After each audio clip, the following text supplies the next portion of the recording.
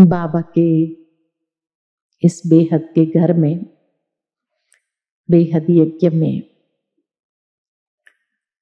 विशेष मौन भट्टी करने का चांस मिले तो उससे बड़ा सौभाग्य और क्या हो सकता है। और वो भी बाबा की कर्म भूमि, बाबा की चरित्र भूमि पर, जहां विशेष सूक्ष्म में बाबा के एक्स्ट्रा मदद मिलती रहती है। तो लास्ट बाबा की मुरली जब चली तो उसमें विशेष बाबा ने ये दो बातों को अंडरलाइन कराया, और इसीलिए एक है संपूर्ण पवित्रता की बात बाबा ने किया, और दूसरा बाबा ने कहा सेकंड में फुल स्टॉप लगाना। जब बाबा ने कहा कि बच्चे व्यर्थ भी एक प्रकार की इम्प्यूरिटी है, तो व्यर्थ संकल्प यानी संपूर्ण पवित्रता को अगर देखना है तो उसका आधार यही है कि हमारी जो मन के संकल्पों की ब्रेक है वो पावरफुल होनी चाहिए। तो उसके लिए जो बाबा ने कहा सेकंड में फुल स्टॉप लगाने का अभ्यास जरूर हो, तभी वो संपूर्ण पवित्रता की ओर हम आगे बढ़ सकते हैं। अगर व्यर्थ अंदर चलता रहे, चलो ब्राह्मण बनने के बाद नेगेटिव तो बहुत ना के बराबर हो गया, लेकिन फिर भी शिकायत ये बनी रहती है कि व्यर्थ अभी तक भी चलता है। और इसीलिए योग करने बैठते हैं तभी भी जब व्यर्थ चलता है तो उसको कंट्रोल करना कभी कभी बहुत मुश्किल हो जाता है। और ये चीज अंत तक चलनी है, इसीलिए उसको कैसे लगाना है फुल स्टॉप ये भी तो आना चाहिए। क्योंकि किसी ने मुझे प्रश्न किया कि ऐसा तो नहीं कि भाई बिंदी लगाना है, माना यहां बिंदी लगा दिया तो भाई संकल्प स्टॉप हो गए।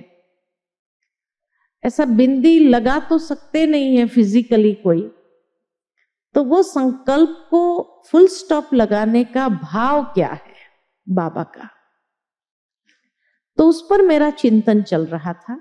इसीलिए मैंने बहन जी को कहा कि ये चिंतन मेरा अभी का है तो मैं उसी पर कराऊंगी, क्योंकि संपूर्ण पवित्रता का आधार यही है। अगर व्यर्थ बंद ही नहीं हुआ, रुका ही नहीं, तो संपूर्ण पवित्रता तो बहुत दूर की बात हो गई। तो पहला पुरुषार्थ हमारा फुल स्टॉप लगाना। तो फुल स्टॉप लगाना किसको कहा जाता है? पहली बात, फुल स्टॉप लगाना माना ये नहीं कि हमारा मन निरसंकल्प हो जाएगा, संकल्प चलना बंद हो जाएगा, उसको फुल स्टॉप कहा नहीं। लेकिन फुल स्टॉप लगाने का मतलब है कि अपनी विचारधारा को एक दिशा देना, श्रेष्ठ, समर्थ और शक्तिशाली दिशा देना। विचार बंद नहीं होंगे, विचार तो कंटिन्यू चलेंगे, लेकिन उसको मोड़ देना बहुत आवश्यक है। अब उस समय मोड़ने के लिए क्या करना पड़ेगा? विचार का तूफान ऐसा है, व्यर्थ विचारों का तूफान ऐसा है कि जब एक बार चालू हो जाए तो क्या होता है? रुकने का नाम नहीं लेता है। और ऐसे समय में अगर योग किया तो क्या होगा? और ज्यादा चलेगा, क्योंकि उसको स्पेस मिल जाती है, टाइम मिल जाता है, तो और अधिक चलना शुरू हो जाएगा। तो इसीलिए जब व्यर्थ चल रहा हो उसको फुल स्टॉप लगाने के लिए या दिशा देने के लिए स्थूल सेवा शुरू करो। उस समय योग में बैठना समझदारी नहीं है। या स्थूल सेवा कर्मणा या वाचा सेवा शुरू करो। किसी न किसी को ज्ञान सुनाओ। अपने विचारों को अपने आप एक दिशा मिल जाएगी। जब किसी को ज्ञान सुनाते हैं तो कई लोग सोचते हैं कि भाई हमारी स्थिति ही नहीं है, उस समय व्यर्थ इतना चल रहा है, हम ज्ञान सुनाते तो सामने वाले को क्या फर्क पड़े, माना क्या असर होगा, उसको तीर तो लगेगा नहीं, तो फिर ज्ञान भी क्यों सुनाए। वास्तव में हम उसको ज्ञान नहीं सुना रहे हैं, उस वक्त हम अपने आप को ज्ञान सुना रहे होते हैं। और जब हम अपने आप को ज्ञान सुना रहे होते हैं तो क्या होता है कि हमारे विचारों को जब समझ से हम उसको समझाना चालू करते हैं तो धीरे धीरे वो परिवर्तन भी हो जाएगा। और जितनी देर आपने उसको ज्ञान सुनाया उतनी देर में तो धीरे धीरे आपके विचार परिवर्तन होते हुए आप खुद महसूस करेंगे कि हाँ, जैसे फुल स्टॉप लग गया, उस व्यर्थ की बात को फुल स्टॉप लग गया और फिर आपकी गाड़ी एक और पटरी पर चढ़ने लगेगी। अच्छा चलो, ज्ञान सुनाना मुश्किल हो रहा है तो कोई बात नहीं, कर्मणा सेवा शुरू करो। जितना आप कर्मणा सेवा करेंगे तो उससे दो बात होगी। एक तो कर्मणा सेवा किया तो उसका पुण्य अर्जित होगा, और दूसरा जब उस सेवा से कोई आत्मा प्रसन्न होती है तो उसकी दुआएं भी मिलती है। तो ये दो चीज प्राप्त होने से वो व्यर्थ को समाप्त करना आसान होता है। कई बार व्यर्थ इसलिए भी चलता है, देखा गया है, व्यर्थ इसीलिए चलता है क्योंकि हमारा पुण्य क्षीण हो गया है। इसलिए पुण्य करना जरूरी है। तो जितना कर्मण सेवा हम करेंगे उतना कर्मणा सेवा करते करते हमारा पुण्य अर्जित होना स्वाभाविक हो जाता है। और ये पुण्य जितना हमारा बढ़ता जाएगा, स्वाभाविक है कि वो पुण्य कभी कभी मदद करता है उस व्यर्थ को समाप्त करने के लिए। खुशी मिलेगी ना। जैसे जैसे हम पुण्य अर्जित करेंगे, हमारा खाते में जैसे जैसे आता जाएगा, जमा होता जाएगा, खुशी बढ़ने लगेगी। और वो खुशी में आए, जैसे बाबा ने अभी बहुत सुंदर बात कही थी, अब जो संडे की मुरली हमने सुनी, उत्साह। हर घड़ी उत्सव मनाओ, हर घड़ी उत्साह में रहो। उसमें कितनी अच्छी बात बाबा ने कही कि जब आप उत्साह में रहते हो तो परिस्थिति आपके ऊपर वार नहीं कर सकती है। बहुत गहराई की बात है। कैसे परिस्थिति वार नहीं करती है? तो जब हम उत्साह में होते हैं, अर्थात कि हमारी फुल स्पिरिट्स होती है, एक हाई एनर्जी अपने अंदर होती है। जब हाई एनर्जी अंदर में है तो परिस्थिति जो आती है वो लो एनर्जी है, तो वो लो एनर्जी हाई एनर्जी को इफेक्ट नहीं करती है। इसीलिए कर्मणा सेवा करते हुए हम अपने जमा के खाते को बढ़ाएं, क्योंकि व्यर्थ जब चलता है माना हमारी एनर्जी भी लो हो जाती है। जब हमारी एनर्जी लो हो गई तो हर परिस्थिति वार करेगी, ये स्वाभाविक बात है। इसीलिए परिस्थिति वार न करे, उसके लिए अपने आप को ऐसी कर्मणा सेवा में जोड़ दो जो अपने आप जमा होते हुए हमको खुशी का अनुभव होगा। इसीलिए बाबा ने तीनों के मार्क्स एक समान रखे हैं, मनसा वाचा कर्मणा। तीनों के मार्क्स बराबर है। ये नहीं कि कर्मणा का कम है या मनसा का अधिक है या वाचा का अधिक है, कर्मणा का कम है, नहीं, तीनों के मार्क्स बराबर है। उस समय मनसा सेवा तो संभव नहीं है, व्यर्थ इतना चल रहा है। तो इसीलिए जब हम कोई भी कर्मणा सेवा शुरू करते हैं, हमारा मन जब उसमें पिरोना शुरू होता है तो क्या होगा, अपने आप वो व्यर्थ समाप्त होगा। और जैसे जमा होती जाएंगी, खुशी बढ़ती जाएंगी, तो धीरे धीरे उत्साह बढ़ने लगेगा हमारा। तो ये है फुल स्टॉप लगाने का पहला तरीका कि दिशा दो, अपने मन वचन कर्म को एक दिशा देना है। दूसरी बात कि फुल स्टॉप लगाना माना निश्चय बुद्धि बनना। तो पहला परिवर्तन, परिवर्तन करो, दिशा देना माना परिवर्तन कर देना। दूसरा है निश्चय बुद्धि बनना। किसमें निश्चय बुद्धि बनना है? ड्रामा। ड्रामा में जितना हमारा निश्चय, और वो भी निश्चय क्या है होना चाहिए, जो हो रहा है वो बहुत अच्छा, जो हुआ वो भी बहुत अच्छा, जो होने वाला है वो भी बहुत अच्छा। तो निश्चिंत हो जाना। तो फुल स्टॉप लगाना माना निश्चिंतता का अनुभव करना, निश्चय बुद्धि होकर निश्चिंतता का अनुभव करना कि कल्याण ही है ना। जब समय कल्याणकारी है, बाप कल्याणकारी है, तो हमारा अकल्याण करने की ताकत किसमें है किसी में? जब ये निश्चय हो जाता है तो भी एक सेकंड के अंदर फुल स्टॉप लग जाता है। तो मेन बात यही है कि या तो परिवर्तन करने की शक्ति हमारे अंदर आ जाए, या दूसरी निश्चय बुद्धि बन करके निश्चिंत हो जाना कि कल्याण हुआ ही पड़ा है, जो होगा इसमें अच्छा ही होगा। तो क्यों क्या के क्वेश्चन पूछने के बजाय क्या होगा, वाह वाह के गीत गाना शुरू करेंगे। वाह बाबा वाह, वाह ड्रामा वाह, है ना, वाह रे मेरा भाग्य वाह।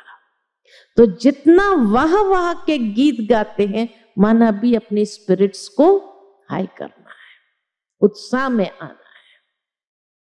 तो ये वाह वाह का गीत जब गाना शुरू करते हैं तो बाबा कहते हैं अगर वाह वाह नहीं भी होगा तो वो परिवर्तन होकर वाह वाह हो जाएगा। ये भगवान का वरदान है। इसीलिए वाह वाह के गीत जरूर गाना आना चाहिए, है ना। इसको कहते हैं फुल स्टॉप। कोई गाना गाता है तो अपने आप सारी दुनिया भूला हुआ है कि नहीं है, उस गाने में कितना मग्न हो जाता है जो सारी दुनिया भूल जाती है। ठीक इसी तरह जब हम भी वाह वाह के गीत गाएंगे तो दूसरा सब भूल जाएंगे, तो व्यर्थ समाप्त हो जाएगा। और वाह वाह से हर चीज वाह वाह होने लगेगी। इसीलिए बाबा कहते वाह वाह के गीत गाओ, है ना। तो नेगेटिव को कंप्लीटली हम पॉजिटिव में चेंज करते हैं वाह वाह के गीत गाने से, ठीक है। तो ये दूसरा तरीका है फुल स्टॉप लगाना, है ना? वाह वाह के गीत गाओ और देखो कैसे परिवर्तन होता है। मान लो कि वाह वाह के गीत गाने पर भी अंदर में डाउट आ रहा है, पता नहीं क्या होगा, मैं गा तो रहा हूं लेकिन वाह वाह हुआ कि नहीं हुआ, क्योंकि सूक्ष्म में कहीं ना कहीं एक second thought side by side.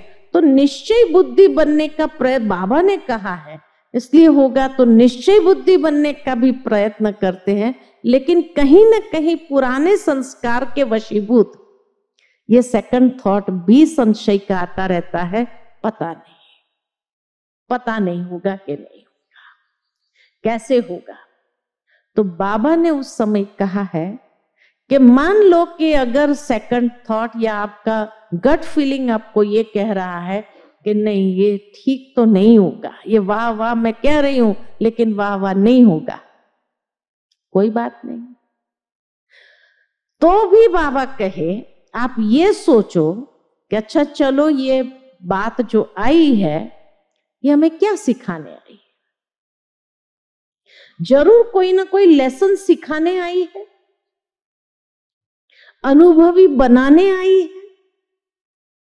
तो क्या अनुभव मुझे प्राप्त, क्योंकि अनुभव की अथॉरिटी बनना होगा तो हर प्रकार के अनुभव ड्रामा सिखाएगा या अनुभव कराएगा कि नहीं कराएगा, तभी तो अनुभव की अथॉरिटी बनेंगे। इसीलिए मान लो कि आपका गट फीलिंग आपको ये कह रहा है कि नहीं ये वाह वाह तो नहीं होगा, ये कुछ बहुत बड़ा नुकसान, तो कोई बात नहीं, उसमें कुछ सीखने को मिलेगा, कुछ अनुभव प्राप्त होगा। ये अनुभव हमें अनुभवी तो बनाएगा ताकि अंतिम पेपर में पास होने के लिए शायद ये अनुभव बहुत उपयोगी होगा। जिस तरह से दुनिया के अंदर भी कोई भी इंसान अनुभवी कब बनता है, कहेंगे ना परिचय देते समय भी बड़े बुजुर्ग होते तो बड़े अनुभवी है। अनुभवी कैसे बने, कई ठोकरें खा खा करके तो अनुभवी बने, ऐसे ही तो अनुभव नहीं आ जाता है ना। तो जीवन के अंदर बाबा भी हम बच्चों को अनुभव की अथॉरिटी बना रहा है। तो अनुभव की अथॉरिटी बनने के लिए कुछ ठोकरें तो खानी पड़ेगी कि नहीं खानी पड़ेगी। तो उसको भी उस दृष्टिकोण से देखो कि अच्छा ये बात जो आई है क्या सिखाने आई, क्या अनुभव प्रदान करने आई। तो खुद के अंदर क्या हो जाएगा, खुद के अंदर धैर्यता और गंभीरता आएगी। उसको समझने के लिए जो धैर्यता चाहिए वो धैर्यता आएगी तो भी फायदे में है, नुकसान तो हुआ ही नहीं है ना। तो फुल स्टॉप लग जाएगा। कभी कभी ये फुल स्टॉप लगाना है धैर्यता रखते हुए कि अब ये परिस्थिति जो आई है मुझे कौन सा नया अनुभव देने के लिए आई है, और अनुभव प्राप्त करके आगे बढ़ो, क्योंकि आगे चल करके यही अनुभव अंतिम पेपर में उपयोगी होगा, काम आएगा। इसीलिए ये अनुभव बहुत जरूरी था लाइफ में, क्योंकि कोई भी अंतिम समय अगर चलो आया हमारे पास कोई ऐसा अनुभव, जरूरी नहीं कि वो परिस्थिति आए तभी अनुभव काम आए, लेकिन मान लो कि अंतिम समय कोई आत्मा आई और वो आत्मा कहती है आपके पास इतने सालों का अनुभव है, क्या आप अंजलि मुझे दे सकते हैं कि इस परिस्थिति में मैं क्या करूं। और उस समय आप सोच में पड़ जाओ मेरे पास तो उसका कोई अनुभव नहीं है, तो क्या होगा। वो आई थी आशा के साथ और निराश होकर के जाएगी, आप उसको मदद नहीं कर पाए तो कैसा लगेगा। खुद को भी उस समय कितना ये लगे, एक अंजलि तो चाहिए उसने मेरे से और वो भी हम नहीं दे सके। तो इसीलिए ये अनुभव बहुत आवश्यक है। अंतिम समय में कई आत्माएं उस अनुभव के लिए आएगी आपके पास, क्या आप अपना अनुभव शेयर करो, उसमें से ही उनको कुछ मिल जाएगा। या मान लो कि वो परिस्थिति आई है, अनुभव देने के लिए आई है, तो अनुभव कब मिलेगा कि उसके लिए बाबा ने कौन सी बात कही है जिस बात का एप्लीकेशन करने की आवश्यकता है ना। अगर उसका एप्लीकेशन किया तो बहुत सुंदर तरीके से आप जैसे महसूस करेंगे मक्खन से बाल निकल गया। यही सबसे बड़ी प्राप्ति है। इसीलिए बाबा कहते हैं सेकंड में फुल स्टॉप लगाना माना धैर्यता रखो। समय आपको बहुत सुंदर अनुभव प्रदान करके जाए, या उस वक्त कौन सी ज्ञान की बात को अप्लाई करना है, ये समझ करके उसको एप्लीकेशन में लाओ। तो जब उसको अप्लाई करने में बिजी हो जाएंगे तो भी व्यर्थ समाप्त हो जाएगा, क्योंकि जितना ये व्यर्थ चलेगा उतना अपने अंदर इंप्योरिटी बढ़ाता जाएगा। इसीलिए बाबा ने कहा संपूर्ण पवित्रता खाली ब्रह्मचर्य नहीं है, लेकिन संपूर्ण पवित्रता के लिए ये व्यर्थ रूपी किचड़ा बढ़ना नहीं चाहिए, उसको समाप्त कर देना है। और समाप्त करने का यही तरीका है। तीसरी बात, मानो कोई व्यक्ति आपको परेशान कर रहा है, उसके कारण व्यर्थ चल रहा है, बार बार आपने उसको समझाया, इग्नोर किया, सब कुछ किया, लेकिन फिर भी वो कुछ ना कुछ रोड़ा डालता रहता है, तो वहां फुल स्टॉप कैसे लगाएं? वहां फुल स्टॉप कैसे लगाएंगे? तो बाबा हम बच्चों को कहते हैं, कई मुरलियों में कहा है बाबा ने, कि जब कोई आत्मा के साथ का आपका हिसाब है तो हिसाब किताब करके छोड़ नहीं देना है, लेकिन उस हिसाब को चुकतू कर दो। और चुकतू कैसे करेंगे? उतनी शुभ भावना, शुभ कामना प्रवाहित होने दो उसके प्रति। जितना शुभ भावना, शुभ कामना को प्रवाहित होने देंगे उतना आपका हिसाब जल्दी सेटल हो जाएगा। अगर व्यर्थ चला रही हूं मैं तो हिसाब बनेगा या पूरा होगा? बनेगा और कड़ा हो जाएगा। इसीलिए कोई जन्म का हिसाब है, हमें पता नहीं है कौन से जन्म का हिसाब है, लेकिन ऐसी आत्मा के प्रति भी शुभ भावना, शुभ कामना का दान दो। बाबा उसका कल्याण हो, है ना? और उस आत्मा को भी आत्म रूप में देख करके उसके प्रति ये शुभ भावना को प्रवाहित करो, तो उसको टच होगा, उसको दुआएं।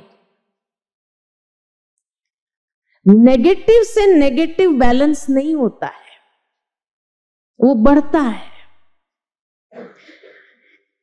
उसने कुछ किया, उसके सामने तो चलो ठीक है, आपने कुछ नहीं बोला, मौन रखा, लेकिन पीछे कहा पागल है। बाबा ने क्या कहा? क्यों उसको श्रापित करते हो? ऐसा बोल करके भी क्यों श्रापित कर रहे हैं? इसीलिए वो बोल करके भी जो उसको श्राप दे दिया, वो भी हिसाब बढ़ाएगा या कम करेगा? बढ़ाएगा। इसीलिए उसको बैलेंस करने के लिए शुभ भावना, शुभ कामना, दुआएं ही मदद करती है, और वो जल्दी सेटलमेंट आपका कर देगा। शुभ भावना नहीं देंगे तो बढ़ेगा, तो अब फुल स्टॉप लगाना चाहेंगे तो भी लगेगा नहीं। इसलिए उसको बैलेंस करने के लिए शुभ भावना, शुभ कामना फुल स्टॉप लगाता है। इसका कल्याण हो। बाबा इस आत्मा को शक्ति देना, हिम्मत देना, ये कार्य करने के लिए समझ देना उसको, तो अपने आप जितना हमने उसके प्रति शुभ भावना, शुभ कामना प्रवाहित किया, उतना आपका हिसाब भी जल्दी क्लियर हो जाएगा और फुल स्टॉप लगाना आसान होगा। ठीक है ना? चौथी बात, चार बात बताई है, 3 बताई कि 4 बताई मैंने। अब 5वीं बात, पहला परिवर्तन, दिशा देना। दूसरा ड्रामा, तीसरा, निश्चय बुद्धि बन करके ड्रामा करना, है ना। तीसरा, हाँ, अनुभव बढ़ा रहा है। और चौथा, शुभ भावना, शुभ कामना देना। 4 बातें बताई ना। अब पांचवी बात कि शायद ड्रामा मुझे एक चुनौती या अवसर दे रहा है। कहीं पर मैंने पढ़ा, बहुत सुंदर बात लिखी हुई थी कि हर एक व्यक्ति के सामने चुनौती जरूर आती है। और चुनौती क्यों आती है? या तो उस चुनौती में अंदर में अवसर समाया हुआ है, अपॉर्चुनिटी है, तो या तो उस चुनौती में, उस चैलेंज में अवसर समाया होता है, और या तो उसमें कोई लेसन होता है। जब चुनौती के वक्त सही निर्णय ले लो आप, तो वो अवसर में परिवर्तन हो जाएगा। और जैसे कहते हैं ना, वो सिम सिम दरवाजा खुल जा, ऐसे एक नया आयाम, एक नया अवसर मिलता है, जिससे बाबा भाग्य हमें देना चाहता है। कोई भी बात, कोई भी परिस्थिति जब आती है, तो खाली लेसन सिखाने के लिए आती है, उतना नहीं है, लेकिन कहीं ना कहीं उस चुनौती के अंदर जो अवसर है, उस अवसर को जब हम प्राप्त करते हैं तो उससे भाग्य की प्राप्ति होती है। तो भाग्य विधाता भाग्य प्रदान करना चाहता है, तभी वो परिस्थिति आई। उस परिस्थिति को सुलझाते हुए अगर मेरी मनस्थिति सकारात्मक रही, अगर मेरी मनस्थिति एकदम बाबा के साथ जुड़ी हुई है, तो बाबा की जो टचिंग मुझे प्राप्त होगी, वो टचिंग प्राप्त होने से क्या होगा, हम सही निर्णय उस वक्त लेंगे, और सही निर्णय लेते ही वो अवसर के द्वार खुलते हैं। और आप आश्चर्यचकित हो जाएंगे, ये तो मैंने सोचा भी नहीं था, देखो बाबा ने कैसा ये भाग्य प्रदान कर दिया, है ना। जैसे कोई ऐसा महसूस होगा, जैसे कोई, मानो कि आप पहाड़ के एकदम चोटी पर खड़े और किसी ने आपको पीछे से धक्का मार दिया, सोचा इसको गिरा दे, और उसी समय अगर आपको पंख मिल जाए और आप उड़ने लगे और ऊंचाई पर जाओ और भाग्य प्राप्त होने लगे, तो कैसा लगेगा। वो कहानी मुझे याद आती है कि जो ईगल होती है ना, ईगल जब उसके बच्चे को जन्म देती है तो फिर उसको उड़ना सिखाती है, लेकिन ऐसे बच्चे उड़ने का साहस नहीं रखते। तो वो चिल क्या करती है, उस बच्चे को अपनी चोंच पर एकदम पहाड़ी से ऊपर ले जाएगी और वहां से छोड़ेगी उसको। और जैसे ही छोड़ेगी ना, कि वो पंख फड़फड़ाना चालू कर देता है और तब उड़ना सीखता है। तो जीवन के अंदर हमेशा जिसको भय रहता है ना, व्यर्थ किसका चलता है?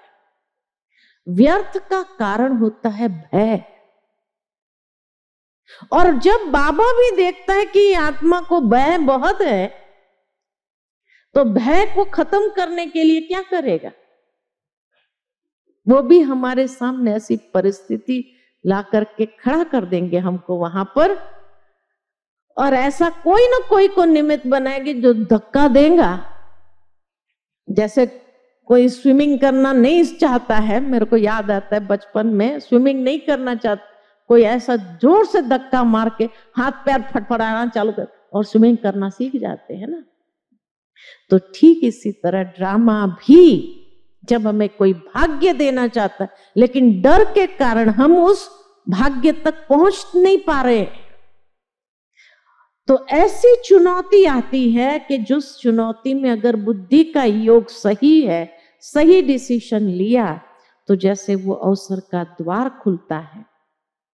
वो इसीलिए बंद था क्योंकि हम डर रहे थे, और उस डर के कारण हम आगे हिम्मत नहीं कर रहे थे। बाबा कई बार मुरली में हम बच्चों को कहते हैं कि कई बच्चे बाबा मदद करना, बाबा मदद करना, बाबा मदद कर रटला लगाते, बाबा हम तो आपके बच्चे हैं ना, मदद करना, आप मदद करना, लेकिन आधा चीज याद रखते हैं, पूरा याद नहीं रखते हैं।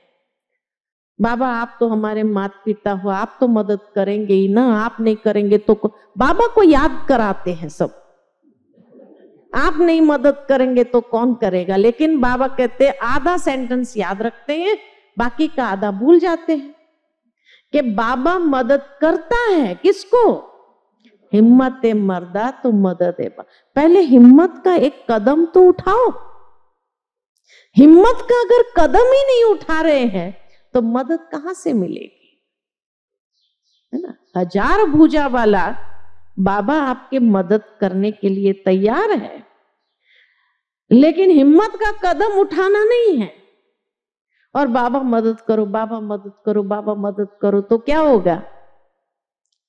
और फिर मदद नहीं मिलती है, क्योंकि मदद कैच ही नहीं कर पाते हैं। हिम्मत का कदम बढ़ाया ही नहीं तो मदद तो कैच नहीं कर पाते हैं।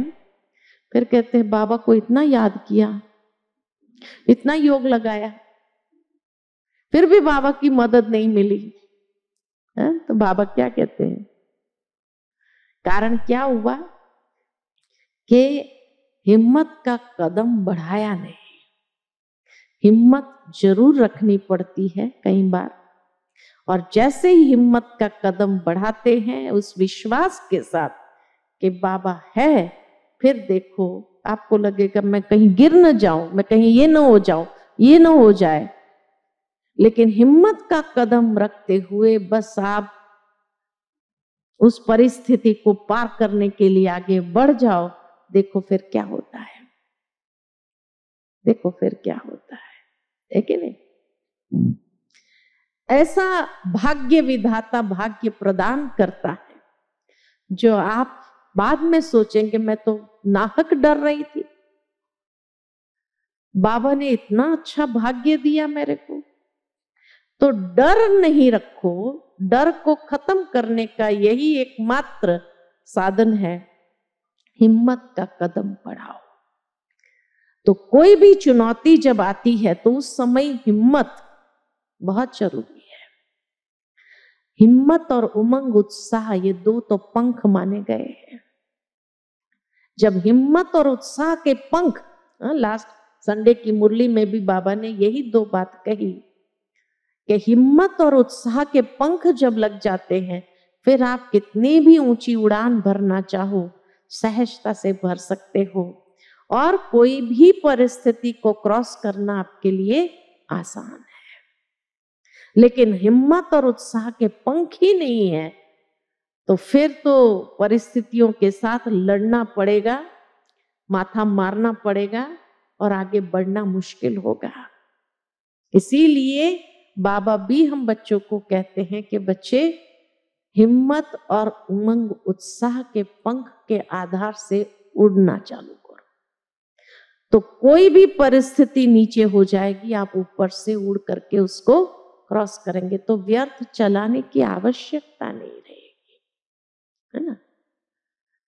तो इसीलिए डरो नहीं, डरना नहीं है, लेकिन हिम्मत का कदम उठा करके आगे बढ़ना है। यही हमेशा याद रखो, भाग्य विधाता मुझे कोई न कोई भाग्य प्रदान करना चाहता है, इसीलिए ये बात मेरे सामने आई है। और या तो बाबा के प्यार को महसूस करो, छठी बात कि भगवान का प्यार क्या होता है, इसको अनुभव करने का टाइम आया है। अच्छे दिन चल रहे हैं तब तो भगवान के प्यार का अनुभव करने की जरूरत नहीं है, लेकिन भगवान के प्यार को रियल में अगर एक्सपीरियंस करना है तो जब विपरीत समय आता है तभी अनुभव होता है। कई बार कई लोग कहते हैं बार बार मेरे सामने एक ही बात आती, बार बार वही बात क्यों आती है? लेकिन बार बार क्यों आ रही है उसके पीछे भी कारण है। मैं जब छोटी थी ना, स्कूल में थी, 5th क्लास में होंगी मैं, तो 5th क्लास में जब थी तो हमारा मैथ्स का टीचर था, उसकी मैं फेवरेट स्टूडेंट थी। उसको बच्चे नहीं थे अपने, तो हमेशा उसको इतना प्यार था कि तेरे को मैं अडॉप्ट कर लूं। उसको यही अंदर में रहता था, तेरे को मैं अडॉप्ट कर लूं। तो जब भी हमें यूनिट टेस्ट में सम्स देते थे ना, सिखाते थे, तभी भी विशेष ध्यान मेरे पर रहता है, इसका ध्यान कहीं इधर उधर तो नहीं है, इसका ध्यान है। और जब यूनिट टेस्ट होती थी हमारी, तो जब चक्कर लगाता था ना, तो सीधा आकर के मेरे पास खड़ा होता था। अगर मैं उसके क्लास में पीछे भी बैठी तो खास बुलाएगा, इधर बैठो, तुम आगे बैठो, है ना, पीछे क्यों बैठी? मेरी 2 सीट होती थी, तो आगे बिठाते। एक तो मुझे उनका क्लास बोरिंग बहुत लगता था, मेरे को आता ही नहीं था, तो बहुत बोरिंग लगता था।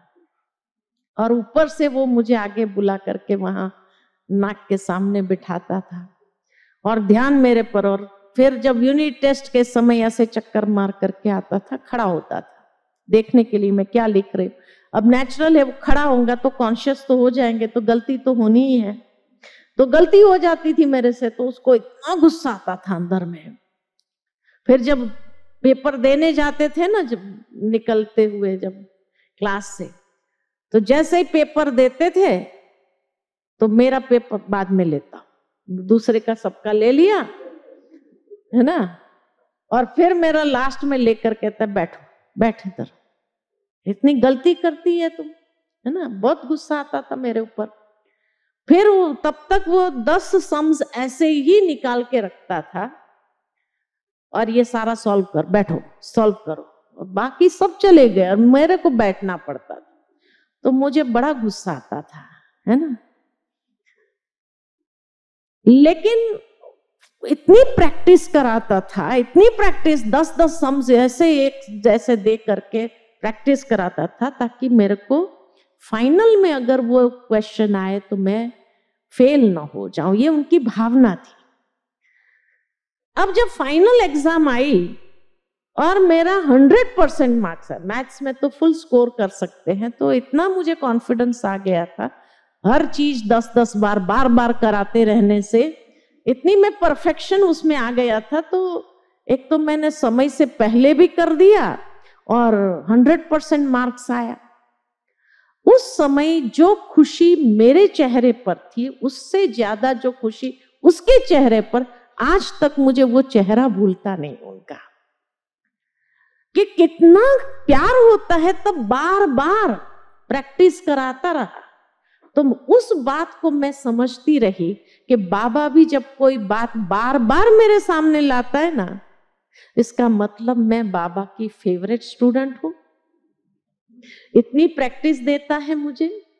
और दूसरी बात कि मैं फेल हूं, ये उसको मंजूर नहीं, फाइनल एग्जाम में मैं पास होनी ही चाहिए। तो ये भगवान का प्यार अनुभव करो, तो वो परिस्थिति बार बार आने से भी क्या होगा, आप एक्सपर्ट हो जाएंगे। कोई चीज बार बार सॉल्व करो तो क्या होगा, तो व्यर्थ चलेगा या समर्थ चलेगा। बाबा के प्यार को अनुभव करो उसमें, तो क्या होगा, समर्थ चलेगा। खुशी होगी अंदर के मेरे जैसा फेवरेट स्टूडेंट भगवान को, सुप्रीम टीचर को भी नहीं है, वो इतना मुझे प्यार करता है, तभी तो कोई प्रॉब्लम बार बार सॉल्व करने के लिए देता है।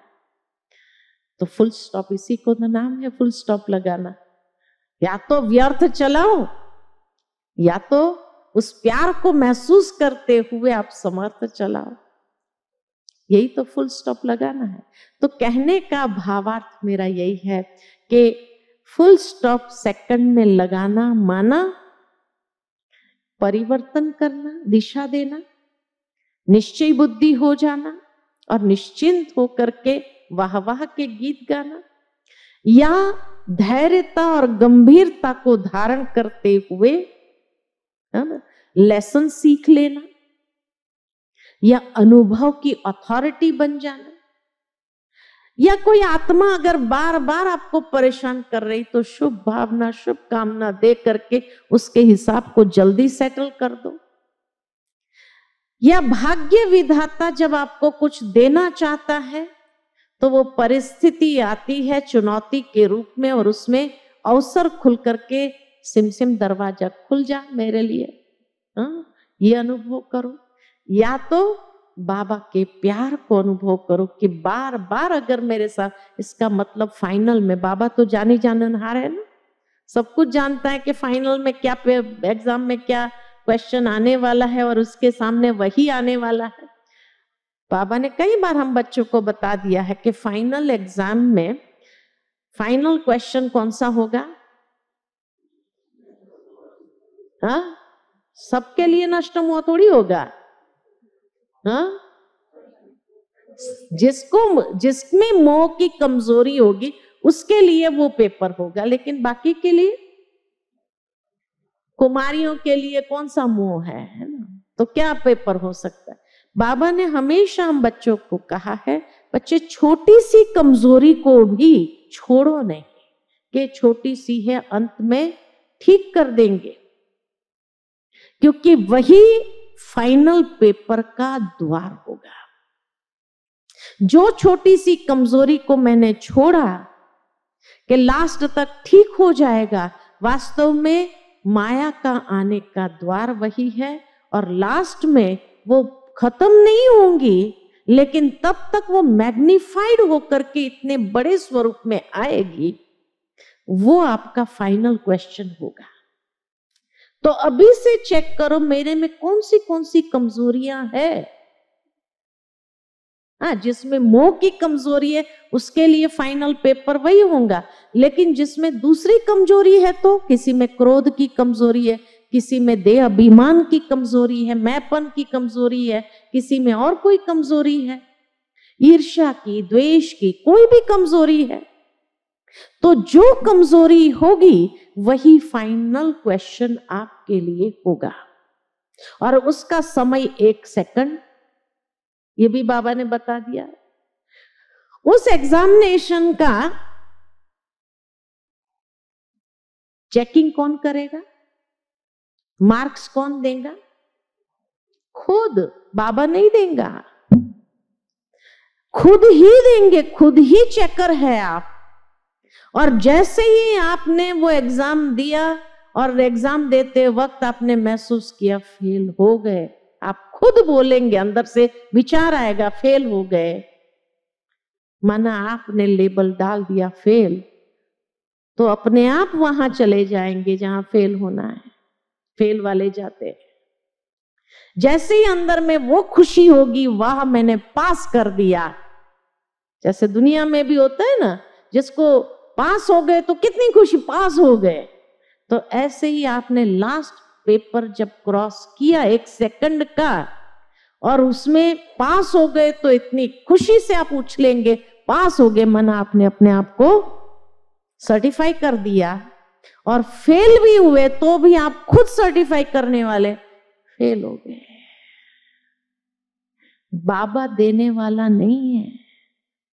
नहीं तो कोई भी कहेगा बाबा आपने पार्शियलिटी किया। इसलिए भगवान